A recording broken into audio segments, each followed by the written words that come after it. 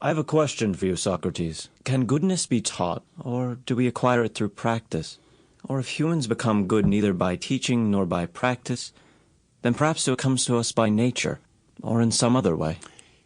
Meno, there was a time when people from Thessaly were famous among the Greeks only for riches and horse riding.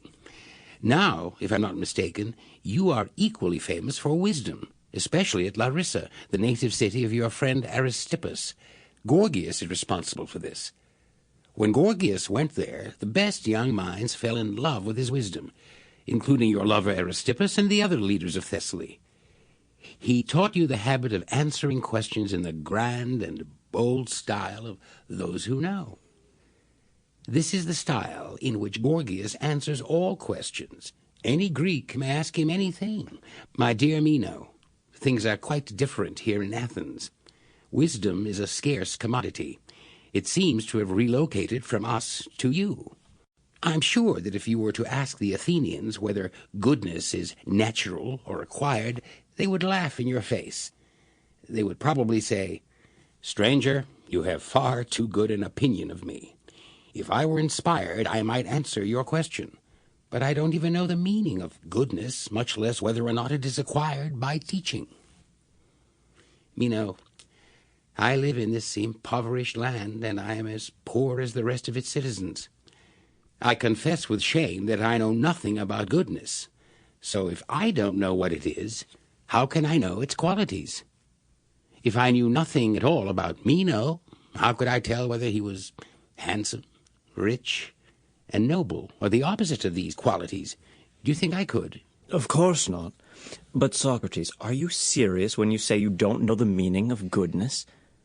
Do you want me to report that news when I go back home? My dear Meno, you can tell them that, and you can also say that, in my opinion, I've never known of anyone else who did. Didn't you meet Gorgias when he was here in Athens? Yes, I did. And don't you think that he knew? I don't have a good memory, Meno, so I can't tell what I thought of him at the time. I suppose he did know, and that you know what he said. Remind me of how he put it. Or maybe you would rather tell me your own view. I suspect that you and he agree. We do. Well, he isn't here, so let's forget about him. Meno, please be so kind as to tell me what you think goodness is. I would be delighted to find that I am mistaken and that you and Gorgias really know the meaning of goodness. Socrates, it's not difficult to answer that question. First, consider what's good in a man. A man is good when he knows how to manage the republic and do it in a way that would benefit his friends and harm his enemies, being careful not to suffer harm himself. It is also easy to describe a woman's goodness. A good woman brings order to her house, cares for its contents, and obeys her husband. What's good differs with age and every stage of life, depending on whether a person is young or old, male or female, enslaved or free. There are many kinds of goodness. It has many definitions, because it is relative to the actions and ages of each of us in all that we do. And the same may be said of what's bad, Socrates. This is my lucky day, Meno. I ask you for one form of goodness, and you present me with a whole swarm of them. So, let's follow the metaphor of the swarm.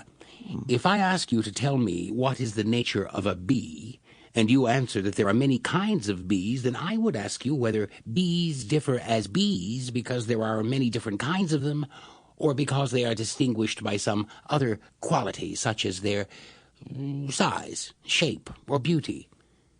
How would you answer that? I would say that bees do not differ from each other as bees.